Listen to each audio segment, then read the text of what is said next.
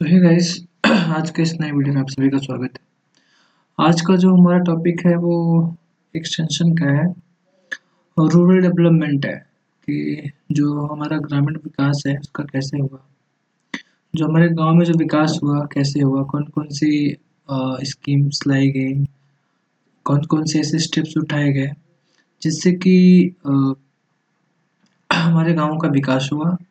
और जो पहले भारत एक गरीबी से जूझ रहा था उससे निकल कर कैसे आगे बढ़ा, ऐसी कौन कौन सी स्कीम्स आई, ऐसे कौन कौन से गवर्नमेंट के इनिशिएटिव्स लिए जिससे कि हमारा जो भी है एग्रीकल्चर प्रोडक्शन, ओवरऑल जो भी चीज़ें हैं कैसे इम्प्रूव हुई, तो उसके बारे में आज हम देखेंगे।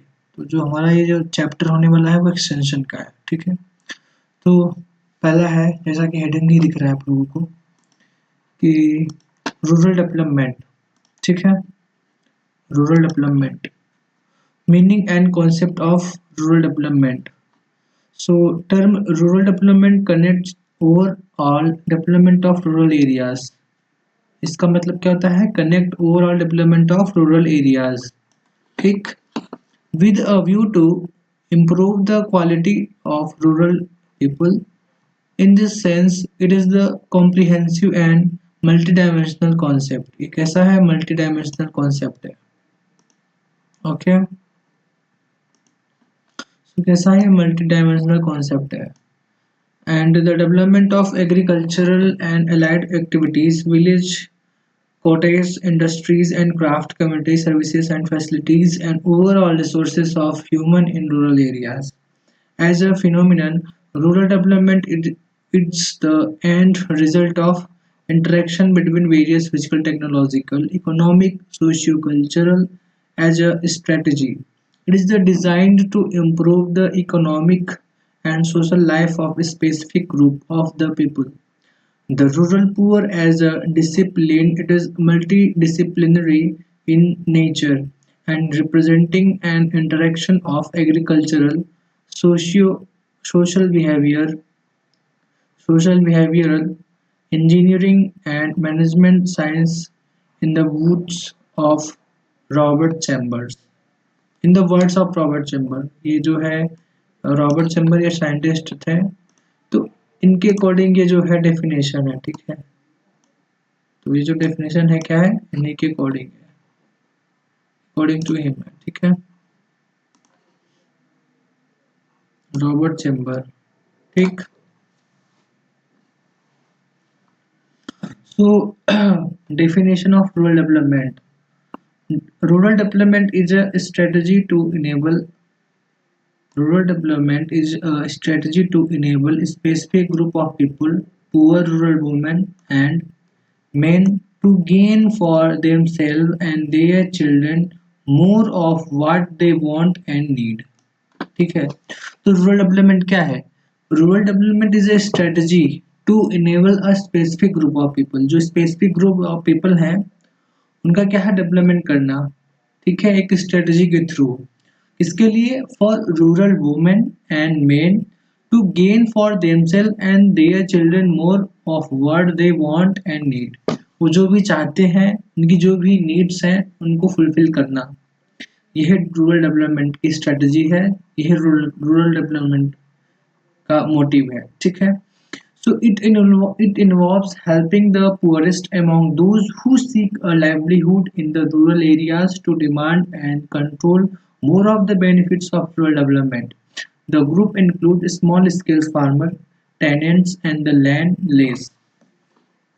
Okay, so rural development as a process lead to sustainable improvement in quality of rural people, especially the poor, ठीक है।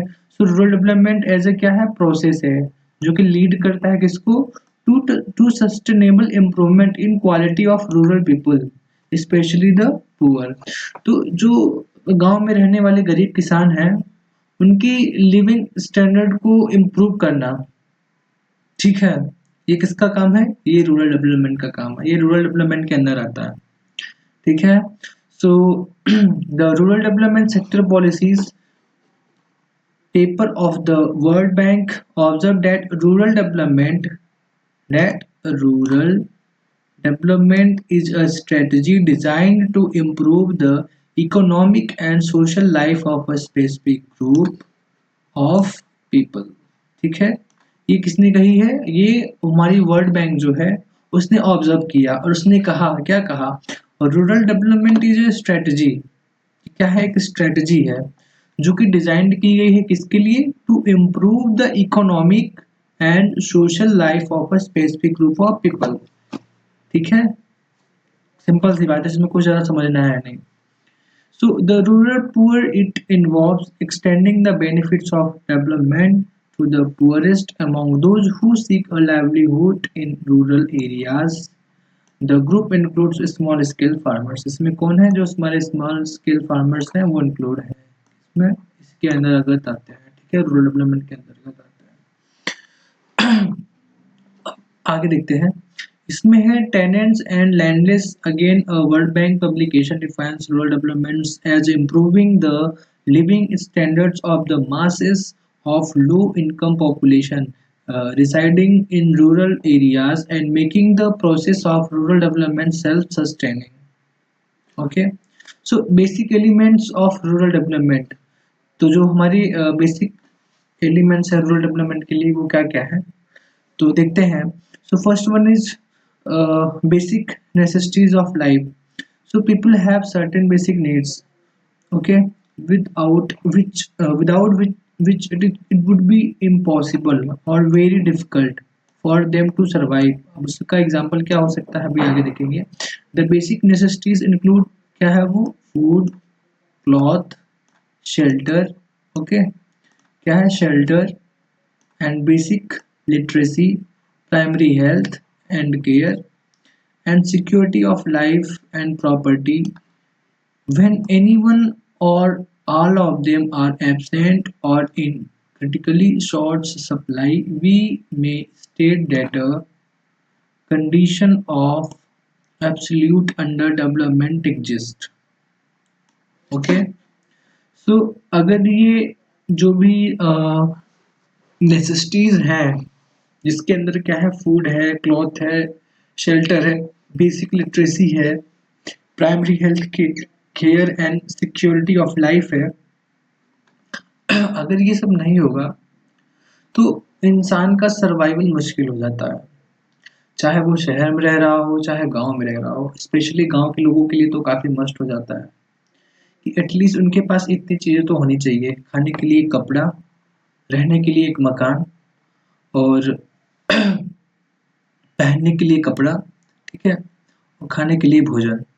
ये तीनों चीज़ें होना बहुत ज़रूरी है आज के समय पे। और आज के समय पे एक तो और जो भी नेसेसिटीज़ में एक और चीज़ इंक्लूड हो गई है वो है हमारा इंटरनेट, जिसके बिना आजकल सर्वाइव करना मुझे लग रहा है इन फ्यूचर और भी इम्पॉसिबल हो जाएगा। और वैसे देखा जाए तो आज के जितने भी हमारे फार्मर्स हैं वो भी मॉडर्न होते जा रहे हैं, वो भी इसका प्रयोग करना सीख चुके हैं लगभग। तो आगे देखते हैं क्या है।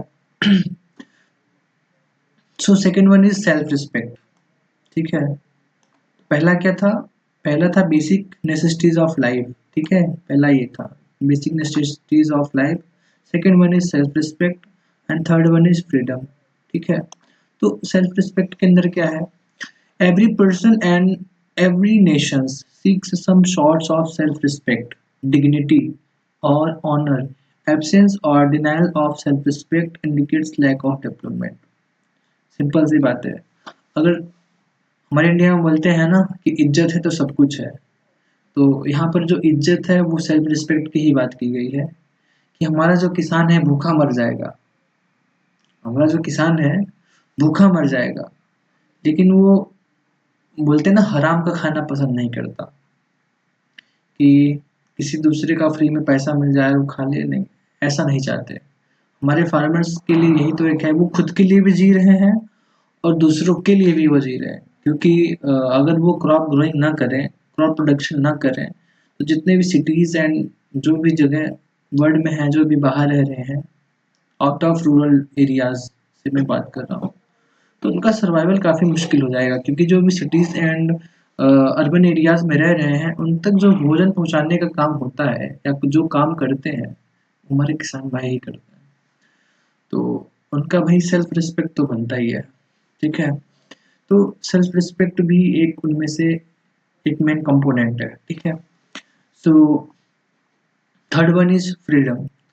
In this context, freedom refers to a political or ideological freedom, economic freedom, and freedom from social servitude as long as society is bound by the servitude of man to nature, ignorance, other main institutions, and dogmatic beliefs. It cannot claim to have achieved the goal of development. So in context of freedom में क्या है, refers a political ideological freedom होना चाहिए। उनकी जो भी political है ideological freedom होना चाहिए कि वो किस पार्टी को वोट कर रहे हैं किसको नहीं कर रहे हैं, ये उनको इस चीज़ का राइट होना चाहिए। इकोनॉमिक फ्रीडम होना चाहिए and freedom from social servitude, जो भी सोशल जो भी चीज़ें हैं उनमें भी उनको इन्वॉल्वमेंट का राइट होना चाहिए कि वो भी उन चीज़ों में इन्वॉल्व हो सके। तो जितनी भी ये चीज़ें थी, तीन चीज़ें थी, ये क्या थी, बेसिक एलिमेंट्स थे किसके लिए, रूरल डेवलपमेंट के लिए। अगर आपको किसी गांव का विकास करना है तो वहाँ पे ये तीन कंपोनेंट होना मस्ट है। ठीक है, ये तीन एलिमेंट जो भी है वहाँ पे इनको फॉलो होना ज़रूरी है। सो पहला हो गया basic necessities of life, second one is self respect and third one is freedom. अब हम बात करते हैं ऑब्जेक्टिव्स ऑफ रूरल डेवलपमेंट। जो हमारा रूरल डेवलपमेंट है, ठीक है, इसका ऑब्जेक्टिव क्या है, इसका ऑब्जेक्टिव क्या है, ठीक है, कि हम अगर हम गांव का विकास कर रहे हैं तो क्यों कर रहे हैं। ठीक है, तो चलिए देखते हैं। हाँ, तो पहला है higher productivity and increase in higher productivity and increase in production both field of agriculture and industry. ठीक है, पहला ऑब्जेक्टिव ये है रूरल डेवलपमेंट का कि अगर हमारा गांव का विकास होगा तो जो है वहाँ पर क्या होगा, हायर प्रोडक्शन या हायर प्रोडक्टिविटी इंक्रीज होगी। अब गांव का विकास का मतलब ये है कि अगर देखो, अगर गांव के लोग का विकास होगा, ठीक है, उनको नई चीज़ों के बारे में पता चलेगा, वो सभी नए मॉडर्न टेक्नोलॉजीज जितने भी टेक्निक्स मॉडर्न टेक्निक्स हैं अगर उन सब चीज़ों से अवेयर होंगे, ठीक है, उनको ये सब पता रहेगा, तो ऑब्वियस सी बात है कि वहाँ का जो प्रोडक्शन है एंड जो प्रोडक्टिविटी है, चाहे एग्रीकल्चर सेक्टर में हो चाहे इंडस्ट्री सेक्टर में हो, एग्रीकल्चरल इंडस्ट्री बोल दो या जो भी अदर जितने भी इंडस्ट्रीज सेक्टर्स हैं, उन सबका विकास होगा। क्योंकि देखो हमारे इंडिया का जो आप सभी को पता है कि जो हमारा इंडिया की जो कैपिटल है और यू कैन से इंडिया का जो जीडीपी है, ठीक है, उसमें आधे से ज़्यादा हमारे एग्रीकल्चर सेक्टर्स का उसमें इन्वॉल्वमेंट है। ठीक है, तो इस वजह से एग्रीकल्चर सेक्टर ज़्यादा इंपॉर्टेंट हो जाता है, हमारे फार्मर्स काफ़ी इंपॉर्टेंट हो जाते हैं। ठीक है, और हमें फार्मर्स का आई थिंक रिस्पेक्ट करना हम लोगों का ड्यूटी भी होना चाहिए, क्योंकि अभी मैंने आपको ऊपर जो पॉइंट्स बताए थे जो भी चीज़ें हैं तो वो सब चीज़ें भी मायने रखती हैं। सो आगे देखते हैं क्या है। So gainful employment for all, gainful employment for all, ठीक है, ये सबके लिए एम्प्लॉयमेंट होना चाहिए, सबके लिए लाभदायक होगा। ठीक है, फिर third one is maintain of ecological balance between men and nature consisting of natural resources such as soil water air and forest. ठीक है, तो इकोलॉजिकल बैलेंस होना भी जरूरी है मैन एंड नेचर के बीच में। ओके, सो सेल्फनेस लीडरशिप ये आना भी जरूरी है। अगर ऑब्जेक्टिव ऑफ रूरल डेवलपमेंट होगा तो इसके अंदर ये सेल्फनेस होना काफ़ी इम्पोर्टेंट है, क्योंकि सेल्फनेस होगा तभी उनके अंदर लीडरशिप की भावनाएं आएंगी। ठीक है, तो ये रूरल डेवलपमेंट का ऑब्जेक्टिव होता है कि जितने भी फार्मर्स हैं उनके अंदर लीडरशिप की भावनाएं हैं, वो अपने जो भी उनका चीज़ें हैं, ठीक है, क्रॉप प्रोडक्शन के साथ साथ उनमें लीडरशिप की भावनाएं आना भी ज़रूरी है। ठीक है, तभी वो एक अच्छे किसान मुझे लगता है कहलाएंगे, और साथ में उस क्षेत्र का भी अच्छे से विकास हो पाएगा। अगर हमारा किसान पढ़ा लिखा सभ्य होगा तो जाहिर सी बात है, अगर जब किसान छोटे छोटे किसान तक अगर पढ़े लिखे हो जाएंगे तो हमारे मुझे नहीं लगता कि इंडिया का विकास होने में ज़्यादा समय लगेगा। इंडिया काफ़ी जल्दी से काफ़ी तेज़ी से ग्रोथ कर रहा है और करेगा आगे भी। तो सेल्फनेस लीडरशिप भी एक तरीके से देखा जाए तो ज़रूरी ही है। So third one is ethics consumption. Ethics, उनको उनके अंदर नैतिक ज्ञान तो होता ही है, लेकिन कहीं कहीं कभी ऐसा होता है कि जो हमारे किसान भाई हैं वो अपनी नैतिकता को खो देते हैं। भाई जाहिर सी बात है, किसान जो भी है देखो वो ज़्यादा पढ़ा लिखा तो होता नहीं है, ठीक है। तो वो कहीं ना कहीं अपना जो आपा है, अपना जो टेम्पर है वो खो देता है अगर उसको गलत चीज़ें दिखती हैं तो उनके अंदर इतना थोड़ा बहुत एथिक्स का नॉलेज होना मुझे लगता है ज़रूरी है। और ये सब ऐसे नहीं आएगी, ये सब तभी आएंगी जब आप रूरल डेवलपमेंट करेंगे, ठीक है, गांव का विकास करेंगे तो उनके अंदर ऑटोमेटिक है ये चीज़ें इम्प्रूवमेंट होने लगेंगी। तो इसलिए तो इसका ऑब्जेक्टिव है ये कि इथिक्स कंजप्शन, ठीक है। सो अगला देखते हैं क्या है। तो अगला जो है वो people participation should be willing और वॉलेंट्री, ठीक है, ये भी सही है। जो पीपल का पार्टिसिपेशन है वो विलिंग और वॉलेंट्री होना चाहिए, ऐच्छिक होना चाहिए, ठीक है। So next one is benefit should be distribute equally among the participating people.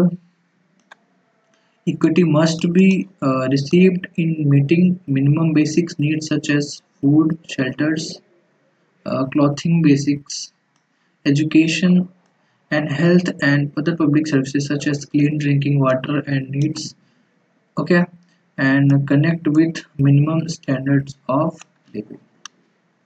तो ये हो गए ऑब्जेक्टिव्स, ठीक। अब आगे देखते हैं major problems in rural areas.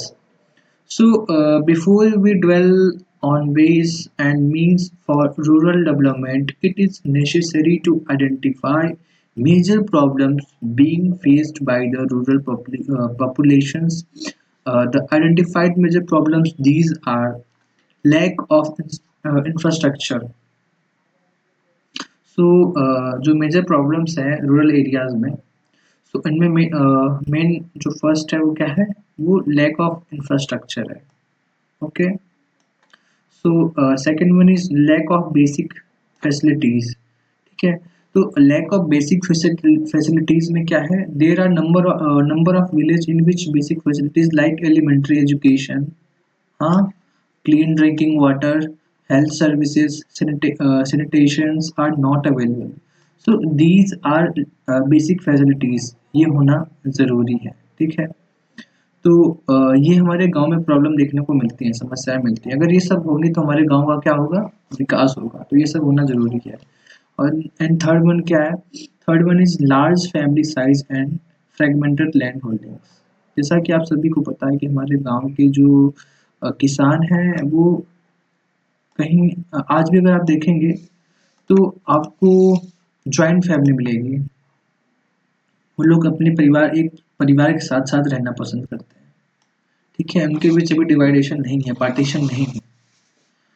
तो और कहीं कहीं ऐसा है कि पार्टीशन भी देखने को मिला है, ठीक है। ऐसा नहीं है कि पार्टीशन नहीं है, उन लोगों के बीच भी है, लेकिन ये है कि उनकी फैमिली का जो साइज है वो काफ़ी बड़ा है एज कम्पेयर टू सिटीज़ में। क्योंकि सिटीज़ में क्या, लोग एजुकेटेड हैं तो अपने फैमिली को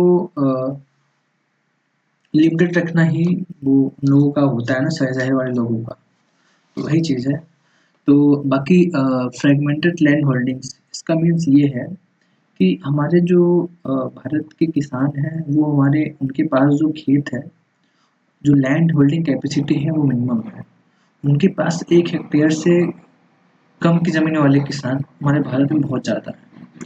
तो ये फ्रेगमेंटेड लैंड होल्डिंग्स का जो मतलब है यही है, क्योंकि और जो जो भी लैंड होल्डिंग्स हैं भी, तो उनमें क्या है कि जैसे मान लीजिए एक किसान का बेटा हुआ, ठीक है।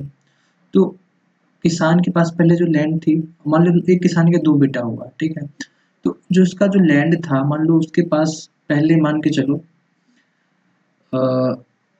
4 बीघा ज़मीन था, ठीक है। तो जब 2 बेटे हुए तो उनके बीच बँटवारा हुआ, जब बँटवारा होगा तो क्या होगा, 2-2 का डिवीज़न होगा।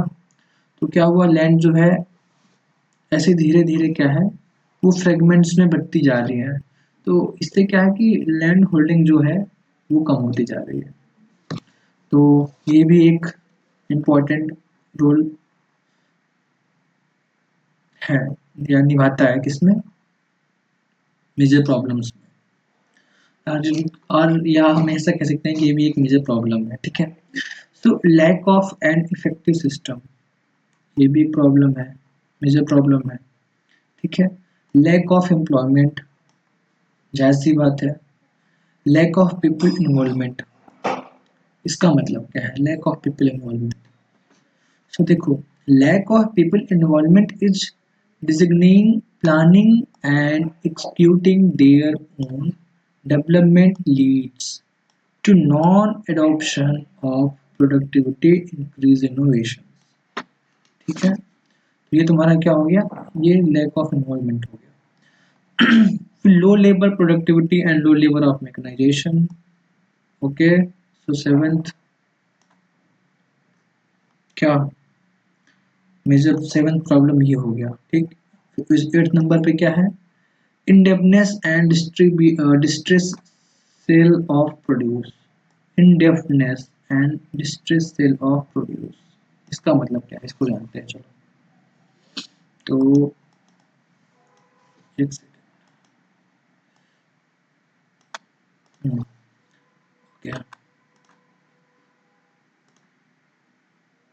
due to low income from the agriculture produce and high expenditure on the inputs, coupled with considerable family expenses which include expenditure on various ceremonies like birth, marriage, death, most of the farmers inherit the burden of loan and its interest due to this pressure as well as absence of facilities of safekeeping the produce.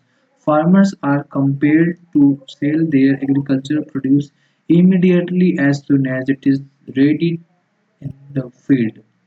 At the time new produce comes in market, the prices are the lowest. Sell of their hard-won prices produce at the point of time thus amount to a distress sale. ऐसा क्या है, देखो गांव में क्या है कि functions वगैरह प्रोग्राम वगैरह चलते रहते हैं, क्योंकि किसान को देखो अपना रेपुटेशन देखना होता है, और गांव में एक्चुअली ऐसा देखने को मिलता भी है कि सब किसान चाहते हैं कि मैंने अपने पड़ोस से बेहतर करना है ना। जो भी प्रोग्राम वगैरह होता है उन लोगों में इस चीज़ को लेकर कंपटीशन चलता है कि अरे उसने अपने घर में शादी में ये किया था तो मैं ये करूँगा। अब तो ये डेथ वाले में जो वो तेरहवीं वगैरह होता है बोलते हैं ना, उसमें भी लोग कंपटीशन करने लगे हैं कि अरे भाई उसने खाने में 2 आइटम रखा था तो मैं 3 आइटम रखता हूँ। तो ये सब देखने को मिलता है। तो इसमें क्या होता है कि जो किसान मान लो मार्जिनल किसान है ही, ठीक है, उसने अपना क्रॉप प्रोडक्शन किया, सडन मान लो उसके घर में कोई इंसिडेंस हो गया, और यू कैन से उसके घर में मान लो कोई फंक्शन वगैरह हो गया, तो क्या करता है कि उसका जो भी एग्रीकल्चर प्रोडक्ट है, प्रोड्यूस जो भी हुआ है, उसका जो भी प्रोडक्शन हो रखा है, उसको इंस्टेंट जाके वो मार्केट में सेल कर देता है। तो उसका जो मार्केट में जो जो प्राइस है उसका प्रॉपर प्राइस नहीं मिल पाता, क्योंकि मार्केट में जिस समय वो बेचने जाता है ऑलरेडी उस समय मार्केट में उस चीज़ की मान लो अवेलेबिलिटी है, तो उसको उसका प्रॉपर प्राइस नहीं मिल पाता। तो इस वजह से वो उसको प्रॉपर नहीं मिल पाता पैसा, तो फिर वह तो लोन की ओर जाता है या किसी से कर्ज वगैरह लेता है, जो भी चीज़ें हैं। तो इस वजह से उसको कुल कहने का मतलब यही है कि उसको प्रॉपर उसके प्रोडक्शन का उसको प्रॉपर प्राइस नहीं मिल पाता। तो ये भी प्रॉब्लम्स हैं, ठीक है। तो ये पॉइंट ये था। फिर पुअर मार्केटिंग इंफ्रास्ट्रक्चर, अब ये पॉइंट क्या लिखूं, it's generally seen that the prices go up by the least 20 to 25% well past 6 to 8 months of arrival of new produce in market.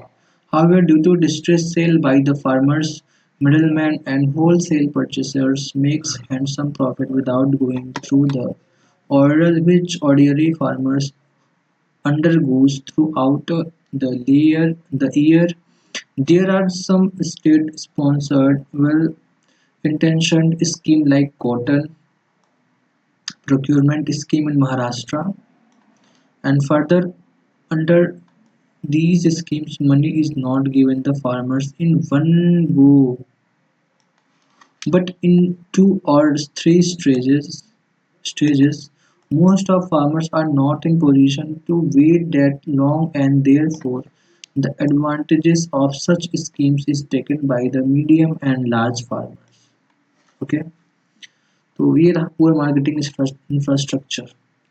So 10 number is non-availability of quality agriculture inputs and time. Agriculture factor major impediment due to non-availability of quality of agricultural inputs as like seeds of improved varieties, fertilizers, pesticide, etc.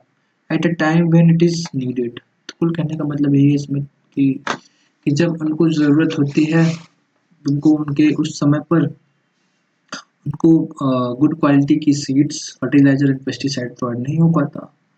तो ये भी एक major problem देखने को मिलता है rural areas में. सो 10th हो गया.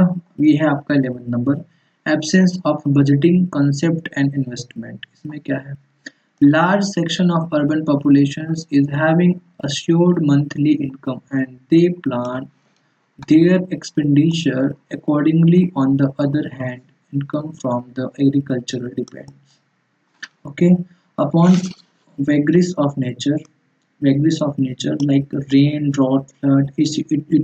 Essential part of their earnings is the spent on social functions like birth, marriage, death. On many occasions, they even take loan to conduct these functions. They are like in urban families. Thus, at the end of year, no money is left for cultivation, leave alone saving money for investment for the long term. इसमें भी same वही बात की गई है जो मैंने आपको बोला था ना, बताया था इसमें indebtedness and distress sale of produce. तो उसमें भी सेम वही चीज़ कही गई है. तो बाकी ज़्यादा कुछ खास है नहीं इसमें. तो हमने क्या क्या डिस्कस किया, हमने डिस्कस किया meaning and concept of rural development and definitions of rural development. Okay, और हमने क्या डिस्कस किया, basic element of rural development, कौन कौन से एलिमेंट्स होते हैं, जो कि 3 हमने पढ़ा है, बेसिक नेसेसिटीज ऑफ लाइफ, और second one is self respect, third one is freedom. उसके बाद हमने ऑब्जेक्टिव्स देखा उसके, ठीक है. फिर हमने उसमें देखा major problems in rural areas में जो मेजर प्रॉब्लम्स हैं वो हमने 10 या 11 जो थे उसको देखा. तो बस आज के लेक्चर में इतना ही था. बाकी मिलते हैं नेक्स्ट लेक्चर में. तो तब तक के लिए अपना ध्यान रखें. Bye bye.